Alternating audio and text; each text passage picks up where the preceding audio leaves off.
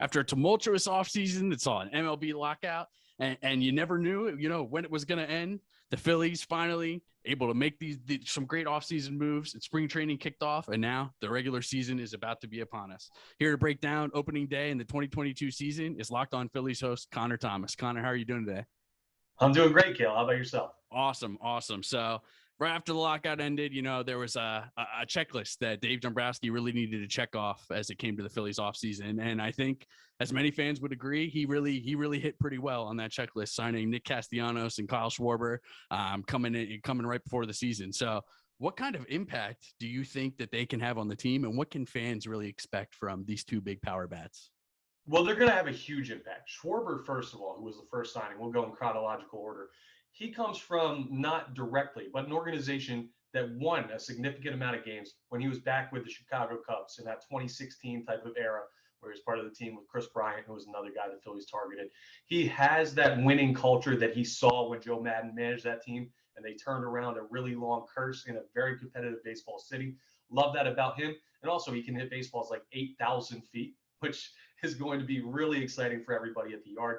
Nick Castellanos has the power as well, but he's going to hit for way better average. He's just a more complete hitter. It was why he was the all-star starter in right field for the National League last year. So you're getting the guy that beat out Bryce Harper to make the all-star lineup last year, and now you're adding him to an outfield with Bryce Harper. Both those guys are going to be awesome. I was actually just watching some golf, and I was thinking Citizens Bank is going to be like a driving range with how much power these guys have. And who doesn't love the long ball? We know that old axiom about how exciting that is. And we all go to the ballpark to see offense, you, me, the fans everywhere. So that's what you can expect. A lot of really, really talented hitters up and down this lineup, especially those two new guys that the Phillies have brought in. So excitement would be the main thing. Absolutely. And another thing that fans have to be excited about is the premiere of one of the team's top prospects that we've been waiting for a couple years now, Bryson Stott, ready to make his major league debut. What can fans expect to see from Bryson Stott this year?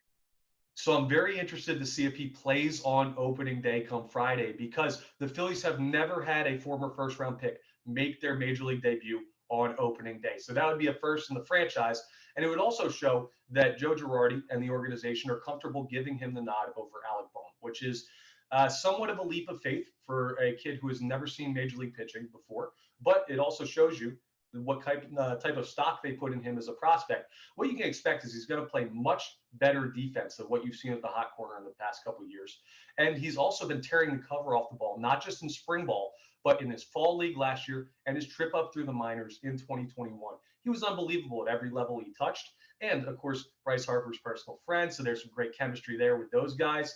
And I can't imagine Bryce associates himself with somebody who's not going to come up and just absolutely rake at the major league level. So you can see some solid hitting. He'll take time to adjust, but the defense is going to be there from day one. And just a very exciting infield prospect that hopefully you can see grow in a lineup that has a lot of talented hitters to protect his growth. Stott came up as a shortstop. You mentioned he's probably going to be playing a lot of third base. Do you think that's his long-term position with the Phillies? I don't. You only have one more year of control with Didi Gregorius, and the only reason he's still here is the contract with Didi was just too expensive to unload on another team. Hopefully Didi bounces back, but it seems like this is his final year in Philadelphia because of the money that he will still command on the open market next year. So I'd imagine Stott will move over to shortstop in the future. Third base is a temporary home for him until they go ahead and sort out the rest of the infield.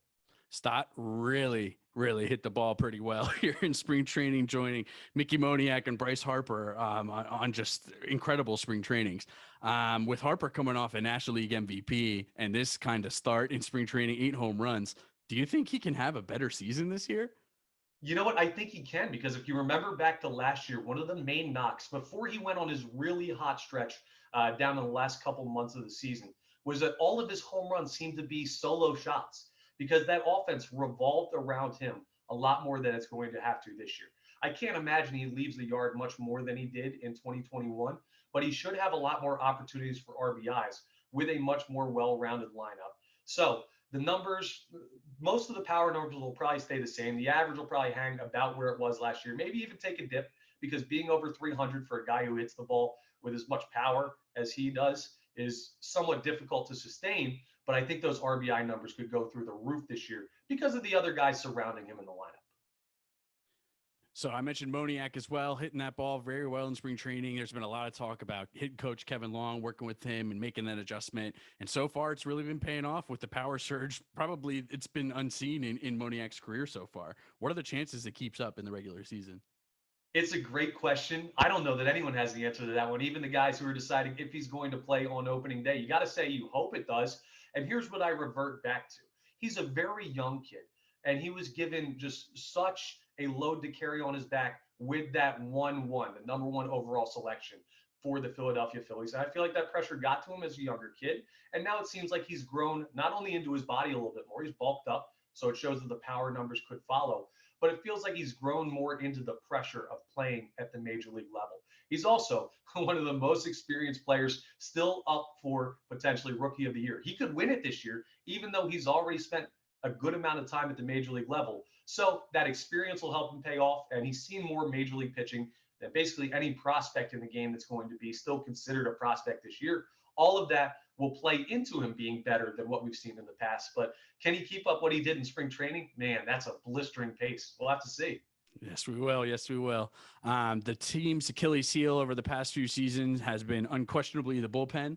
Obviously, David Dombrowski went out this offseason knowing that, and he made some additions, acquiring a few former closers. I believe there's 5 relievers on the staff that have some closing experience now in the back of that bullpen. So do you think it will finally be enough for the Phillies to be able to shut the door on some of these close games that they've been giving up over the past couple of years? Yeah, it's still going to be one of the bigger questions. Now, what you do have this year as opposed to years past is you have veterans. I don't know that you can say this bullpen, you look at it, it's significantly better than what they rolled out in 2021, but they're rolling out guys that have at least spent time in the major leagues. You bring in a Juris Familia, a Brad Hand, who both have significant experience at the major league level, a Corey Knebel, who has proven he can be a serviceable closer at this level as well. Last year, you're kind of moving guys around trying to find spots for them.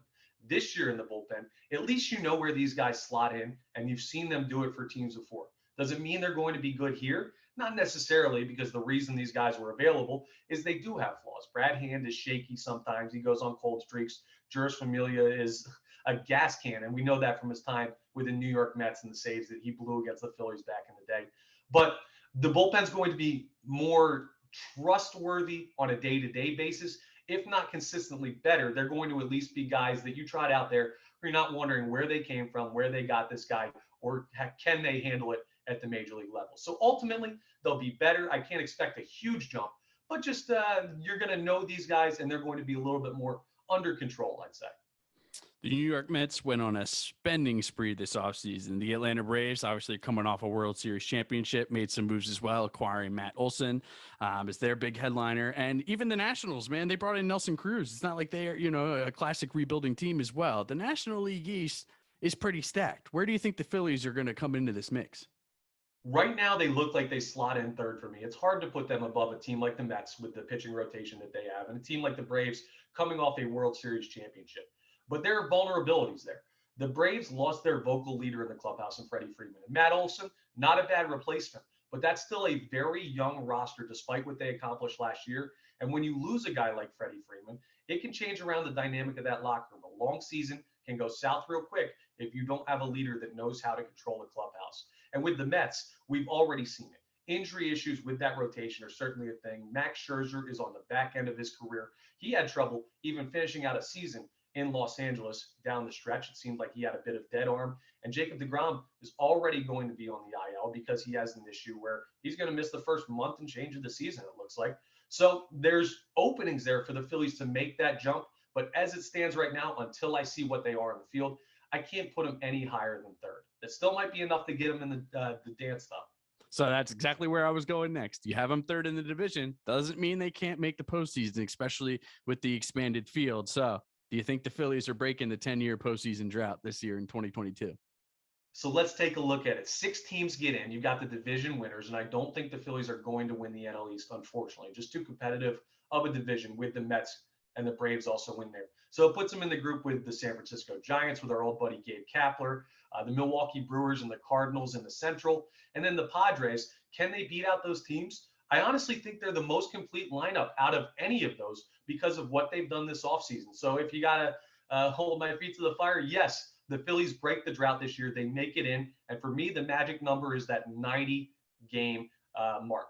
If they can get to 89 or 90, ideally, they're in.